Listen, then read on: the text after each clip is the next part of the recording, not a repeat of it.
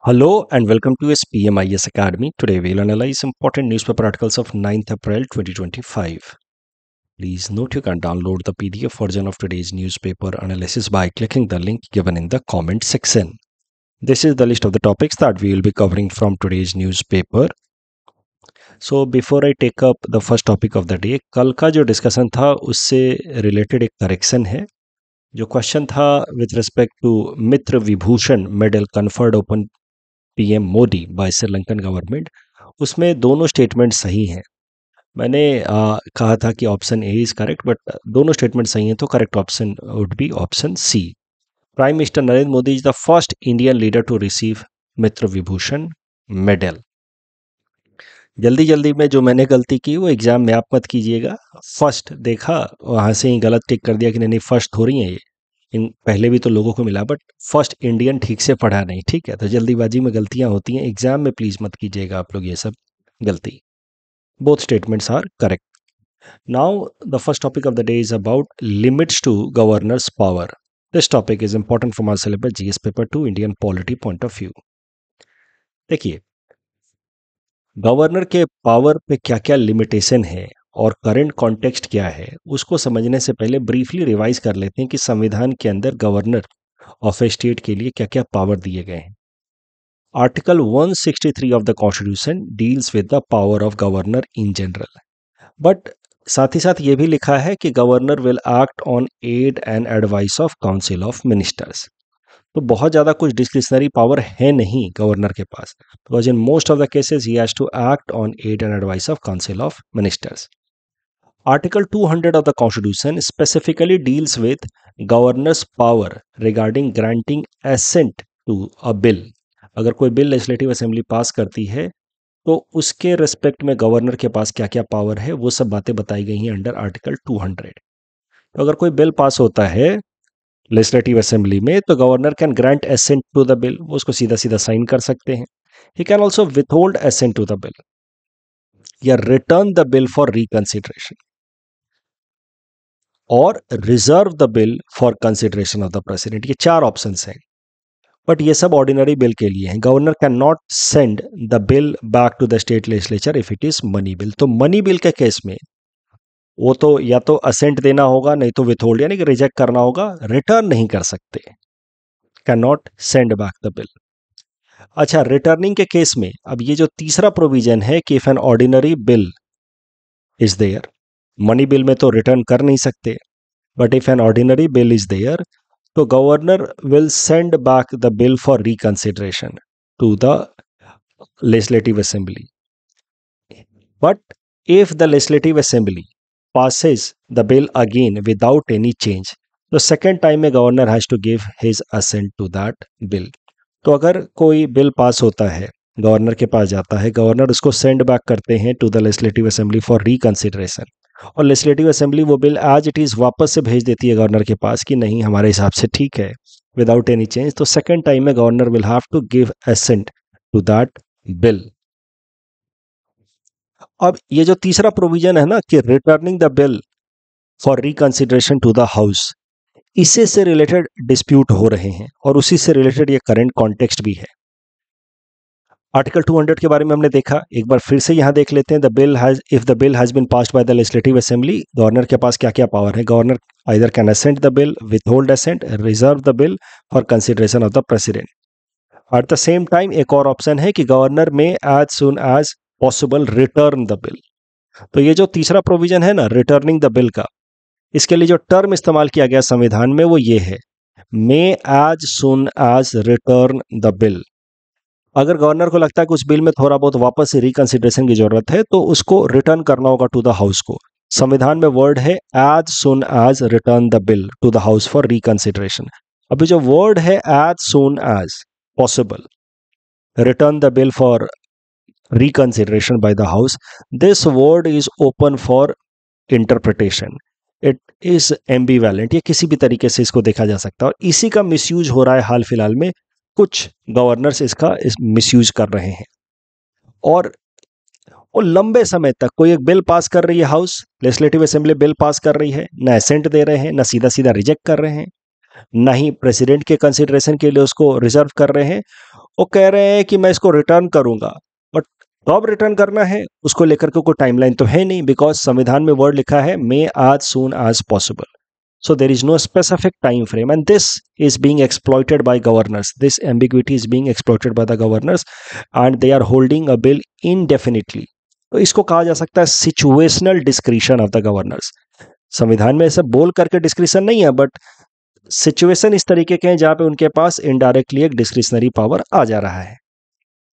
Discretionary power की बात की जाए तो मैंने आपको पहले ही कहा है कि बहुत ज़्यादा कुछ डिस्क्रिशनरी पावर है नहीं गवर्नर्स के पास. आर्टिकल 163 कहता है कि will act on aid and advice of council of ministers. और जो ये पर्टिकुलर केस की हम बात कर रहे हैं, returning the bill for the reconsideration by the house, उसमें भी सुप्रीम कोर्ट ने शमशेर सिंह केस में कहा था 1974 में कि कम से कम रिटर्निंग द बिल में गवर्नर के पास कोई बहुत ज़्यादा डिस्क्रिशनरी पावर है नहीं. सो Supreme Court said कि governor does not exercise discretionary power while withholding assent or returning to the bill for state legislature. Sarkaria commission जो सेंटर स्टेट रिलेशंस पे बनाई गई थी 1983 में, उसने भी इस प्रोविजन पे कहा है कि गवर्नर को इनडेफिनिट टाइम तक होल्ड या रिटर्न करने के लिए टाइम नहीं लेना चाहिए. एट मैक्स गवर्नर को 6 months का टाइम लेना चाहिए for returning a bill to the house for reconsideration. Similarly, Poonchi Commission, again created on center state relation, has given similar kind of recommendation कि 6 महीने से ज़्यादा गवर्नर ना ले किसी भी बिल को. अगर रिटर्न करना है हाउस को फॉर रिकंसिडरेशन, उस केस में भी 6 महीने से ज़्यादा वो ना ले. बट ये सरकारिया कमीशन के रिकमेंडेशन या पूंछी कमीशन के रिकमेंडेशंस अभी तक इम्प्लीमेंट नहीं हो पाए हैं. And this is a matter of concern. 2023 में भी ये मामला उठा था जब उस टाइम के chief justice of India DY Chandrachud साहब ने कहा था कि governors delaying crucial bill is a matter of concern. या तो आप सीधा सीधा असेंट दीजिए, नहीं तो रिजेक्ट कीजिए, नहीं तो प्रेसिडेंट के पास भेजिए. आप रिटर्न करने वाले होते हैं कि मैं इसको पढ़ रहा हूं फिर रिटर्न करूंगा फॉर रिकंसिडरेशन, और इस प्रोसेस में आप 1-1 साल 2-2 साल तक आप बिल को होल्ड करके रख रहे हैं. This is not right approach. अब इसी कॉन्टेक्स्ट में करंट डेवलपमेंट हुआ है. मामला है तमिलनाडु का. तमिलनाडु के गवर्नर RN रवि साहब ने कम से कम 10 ऐसे बिल्स थे जो तमिलनाडु की स्टेट लेजिस्लेटिव असेंबली ने पास किए हुए थे. उसको काफ़ी लंबे समय से मतलब पेंडिंग किया हुआ था. उसको न साइन कर रहे थे न रिजेक्ट कर रहे थे. अब इस पे सुप्रीम कोर्ट ने कहा है कि the governor can not sit on the bills indefinitely. Supreme court की एक bench held by justice JB Pardiwala and R Mahadevan, ये नाम याद करने की जरूरत नहीं, उन्होंने कहा है ये जो वर्ड है as soon as possible in article 20, it should create sense of expediency. ये कह रहा है कि भाई जल्दी से रिटर्न कर दो. अगर आपको लग रहा है कि इसमें कुछ बदलाव की जरूरत है तो अननेसेसरी डिले मत करो, उसको जल्दी रिटर्न कर दो. तो एसेंस समझिए इस वर्ड का, एज सून एज पॉसिबल का. It tries to generate sense of expediency by the constitution makers, and you know Supreme Court is the ultimate interpreter of the constitution, guardian of the constitution. Supreme Court कह रही है कि word लिखा गया था as soon as possible ताकि governor undue delay ना करें, और आप इसी का फायदा उठा रहे हैं. ये तो गलत है. It is fraud on the constitution. और यही कारण है कि अब सुप्रीम कोर्ट ने करंट जजमेंट में कहा है it has fixed a timeline for governors कि 1 to 3 months के बीच में, 1 से 3 महीने के बीच में governors have to decide the fate of the bill. या तो क्लियर कीजिए, नहीं तो रिजेक्ट कीजिए, या तो रिकंसिडर के लिए भेजिए, बट 1 से 3 महीने के अंदर आपको ये फैसला करना है. इस टॉपिक डिस्कशन के बेसिस पे ये प्रीलिम्स प्रैक्टिस क्वेश्चन है.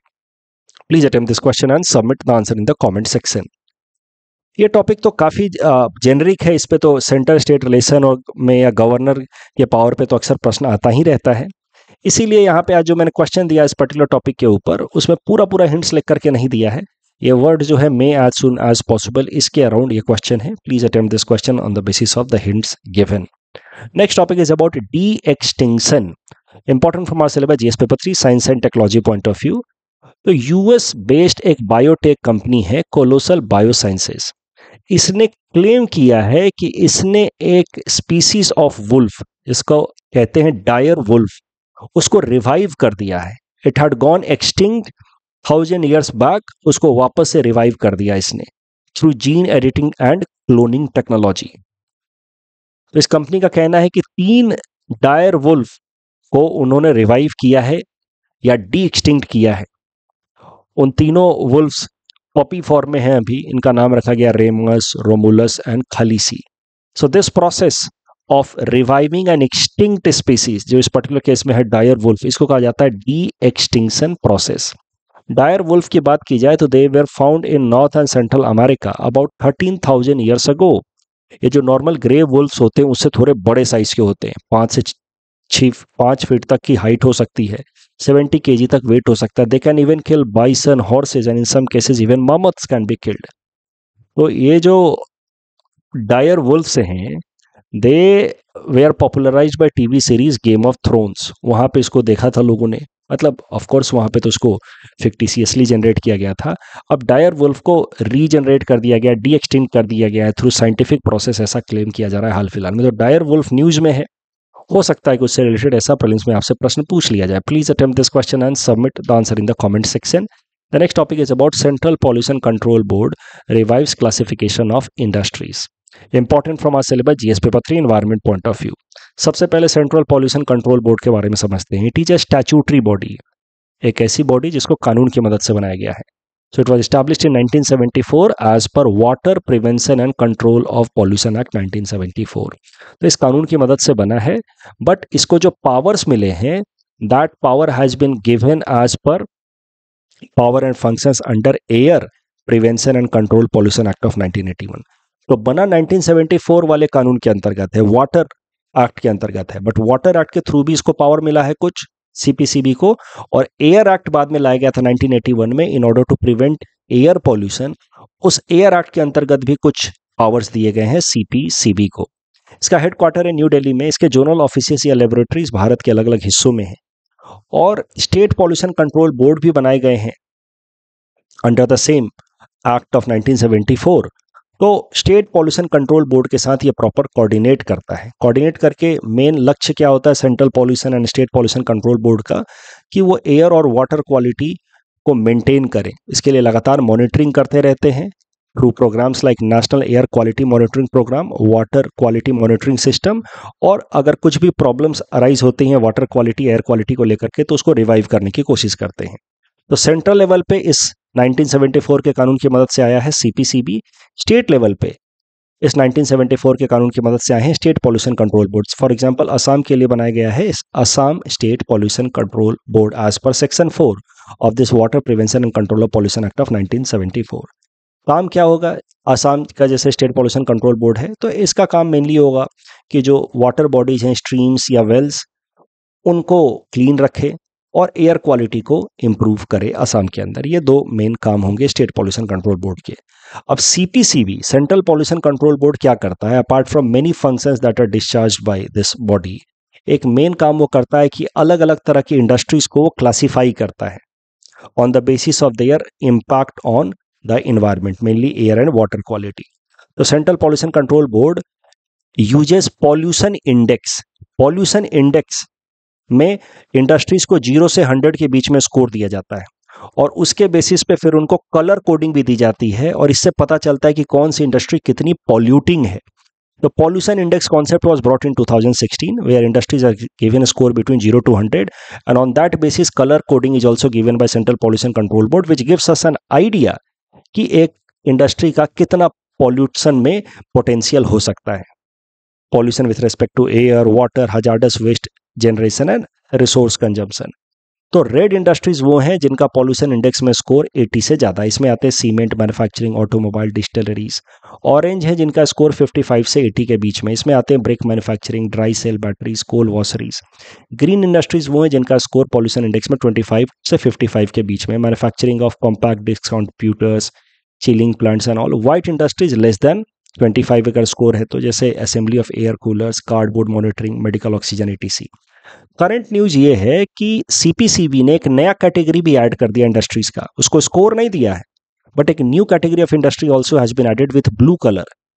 तो blue category industry has been added by CPCB in its list of industries. Blue categories वाले इंडस्ट्रीज वो हैं which are doing essential environmental services, जैसे domestic and household activities से waste जो generate होता है उसको रिसाइकल करने का, municipal solid waste management facility, sewage treatment plants, इन सब एक्टिविटीज में जो भी इंडस्ट्रीज लगी हैं उनको कहा गया है ब्लू कैटेगरी इंडस्ट्रीज। तो they are not polluting industries, इसीलिए उनको स्कोर नहीं दिया गया है, बट एक नया कैटेगरी जरूर ऐड किया गया है, blue industries which are working, those industries which are working in revival of environment and doing away with the waste generation. इस टॉपिक डिस्कशन के बेसिस पे प्लीज प्रैक्टिस क्वेश्चन है, please attempt this question and submit the answer in the comment section. Next topic is about project Varsha, important from prelims exam point of view. Project Varsha है क्या? Project वर्षा के अंतर्गत Indian navy के लिए underground, under water, underground nuclear capabilities vessels को house करने के लिए एक स्टेशन बनाया जा रहा है। तो जैसे ये देखिए, आंध्र प्रदेश के अंदर एक कोस्टल विलेज है रामबिली, वहां पे underground, under water naval facility बनाया जा रहा है, जहां पे इंडियन नेवी के न्यूक्लियर पावर्ड सबमरीन जो हैं वो स्टेशन किए जा सके। न्यूक्लियर पावर्ड सबमरीन, सबमरीन्स तो वैसे भी पानी के अंदर होते हैं, न्यूक्लियर पावर्ड सबमरीन्स, एक बार में 12 न्यूक्लियर पावर्ड सबमरीन जो हैं यहाँ पे प्रोजेक्ट वर्षा के अंतर्गत जो नेवल बेस डेवलप हो रहा है वहां पे डॉक किए जा सकेंगे। तो प्रोजेक्ट वर्षा अंडर वाटर न्यूक्लियर कैपेबिलिटीज वाला बेस स्टेशन डेवलप किया जा रहा है। यहाँ पे एक बार में 12 nuclear powered ballistic missile submarines could be housed at Rambilli in Andhra Pradesh. अब जैसा प्रोजेक्ट वर्षा है ना ईस्टर्न कोस्ट पे, वैसा ही एक प्रोजेक्ट आ रहा है in the western coast at Karwar in Karnataka, उसका नाम है प्रोजेक्ट सी बर्ड। तो इसका मोर और लेस प्रोजेक्ट सी बर्ड का भी वही काम होगा जो प्रोजेक्ट वर्षा का है।